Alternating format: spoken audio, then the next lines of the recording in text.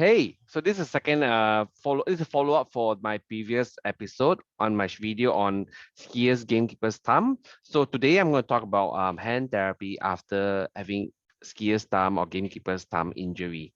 So as I shared earlier, a quick recap is that skiers thumb is and gamekeepers thumb is a very common injury.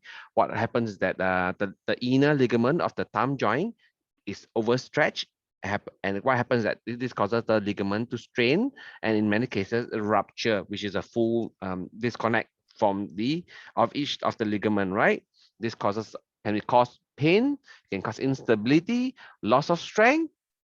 In some cases, if it's fully unstable and if it's not treated for 5 years each, you may develop arthritis as well, because if the ligament doesn't support the joint, the bone can actually um instead of being balanced this way, the bone can go this way and they can start rubbing each other unnecessarily. So this can cause this part to have arthritis early, right? So I'm going to talk about the different hand therapy things that we're going to do for a person who develop a skier's thumb or gamekeeper's thumb. So it depends on, like I told you, like I share here over here, it depends on whether it's mild, moderate, or severe, right? Severe means full rupture. So in almost all the cases, be it mild, moderate, or severe, we will always do a immobilization splint of the thumb. Basically, this thumb splint, it allows you to move your wrist, but it just locks your thumb joint over here. So basically, just holding a thumb joint this way. So you can still wiggle the thumb at the tip.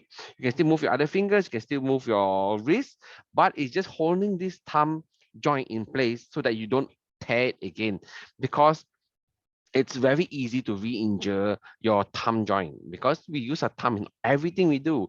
You just think about it, when you eat, when you wear, I lift my glasses, when I cook, when I wear my clothing, so everything involves the thumb and the wrist. So here we're talking about the thumb.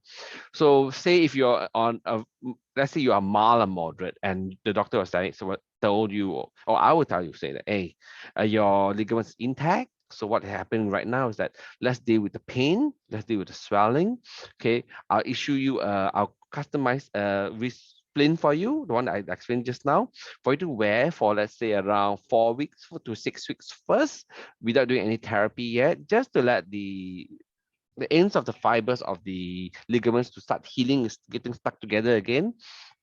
And then once after 4 to 6 weeks, right, I will start a combination of heat treatment to loosen up the joint. We can start with range of motion and stretching therapy as you can tolerate within your pain limits. So I don't cause too much pain, don't cause too little pain. You just gotta stretch it so that the joint doesn't become too tight. And we'll do a lot of ultrasound therapy to accelerate the soft tissue healing for the joints and the ligament to heal again. And then let's say around 8 weeks, 12 weeks, right? When the ligament is strong enough, I will start with strengthening the muscles of the thumb joint, strengthening the muscles of the hand, so that when you use your hand for strength activities or resistant activities, it will not cause a re-rupture or re-injury of the ligament that's been injured. So this is the general process of hand therapy for a mild and moderate case. For severe or full rupture, okay, there's two outcomes. Either you choose not to have surgery. If you have choose not to have surgery, then it's the same like my advice for the mild and moderate. Immobilize for 4 to 6 weeks, then start hand therapy for between 4 to 12 weeks. However, if you decide, say, hey, doctor so and so, I want to do surgery to reconstruct my ligament. Now the ball game changes. So with reconstruction surgery, the doctor has to reconstruct your ligament. So either harvest from another part. Okay, I'll use a cadaver one. Most popular is actually just harvest from another part of your body because it's more natural.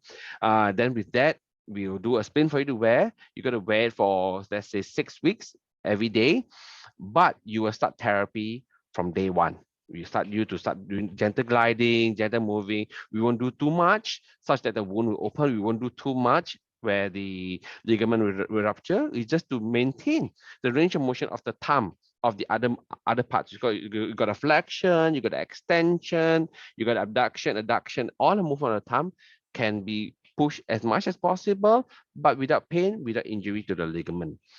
And then, of course, wherever possible, when the wound is closed, we'll start doing scar management. I'll add on to heat treatment for the scarring. I'll add on ultrasound therapy to accelerate the soft tissue healing of the wound, of the ligament.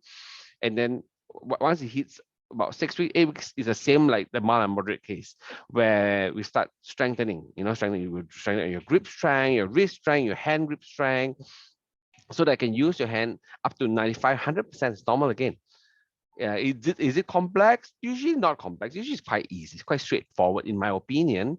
Um, Depends on your pain tolerance and what you wish to do and how active you want to be. I feel that skier's thumb, gamekeeper's thumb, goalkeeper's thumb is actually a fairly straightforward condition. It's just annoying, and we'll sort you out for that.